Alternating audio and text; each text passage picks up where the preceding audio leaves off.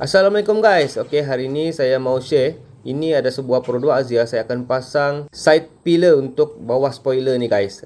Yang ni kita pasang cover sahaja. Sebab bila pasang cover nampak dia lebih menarik dan berkilat Sebab yang asal dia tu dia tidak berkilat, dia color matte. Dan bila pasang cover ni nampak lebih menyerlah. Cuma sekarang di spoiler saya ni ada mengganggu sedikit lah. Dan cover ni saya dah letak gam siap-siap jenis double tap. Disebabkan spoiler ni agak mengganggu, jadi saya kena longgarkan sedikit dan angkat sikit spoiler saya guys supaya cover ni boleh pasang.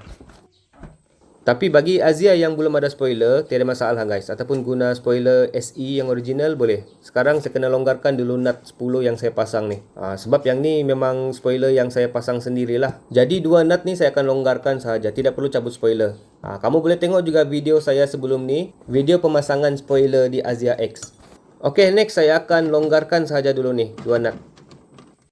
Okey, video ni sebenarnya saya tunjuk untuk orang yang pasang spoiler S Type 3 version 3 macam saya. Selepas kamu longgarkan nut tu, kamu kena angkat ni. Angkat sedikit spoiler supaya dia dapat ruang untuk memasukkan cover pillar ni. Kalau dia tidak cukup angkat, dia memang tidak boleh masuk guys.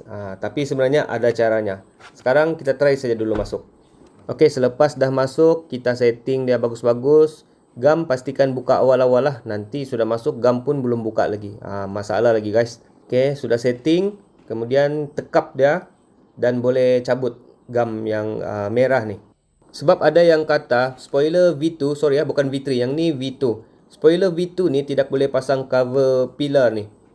Rugi kalau tidak pasang cover pillar ni. Sebab dia memang cantik, nice. Yang saya pilih glossy black. Kalau kamu minat carbon fiber, boleh pilih carbon fiber. Okey, tengok sekarang sebelah kanan ni dah siap. Boleh nampak apa perbezaan sebelum dan selepas pasang. Bila selepas pasang ni nampak dia lebih menyerlah, berkilat dan bersih lah. Aksesori macam ni sebenarnya mudah untuk kita dapatkan secara online. Kamu boleh tengok produk link yang saya tag.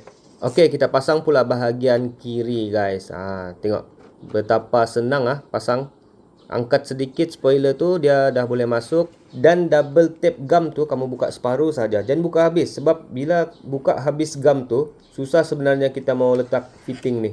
Jadi bila fitting semua sudah cun, baru kita tarik macam ni. Tarik buka dia punya gam merah ni. Okey, siap. Tengok, senang kan guys? Dengan aksesori kecil macam ni, boleh jadikan kereta korang nampak lebih premium, lebih cantik dan lebih kemas lah. Ikut kamu punya warna dan tema. Ada orang dia suka warna chrome, ada suka carbon fiber. Kalau saya granite grey ni, saya matchkan dengan glossy black. Memang nice. Zaman sekarang ni, korang boleh cantikkan kereta dari rumah sahaja. Okey, itu saja guys perkongsian saya. Sebenarnya banyak aksesori yang saya sudah pasang. Kamu boleh tengok video-video saya sebelum ni. Memang banyak saya share. Dan jangan lupa subscribe juga channel saya, bagi like dan share dengan kawan-kawan. Okey?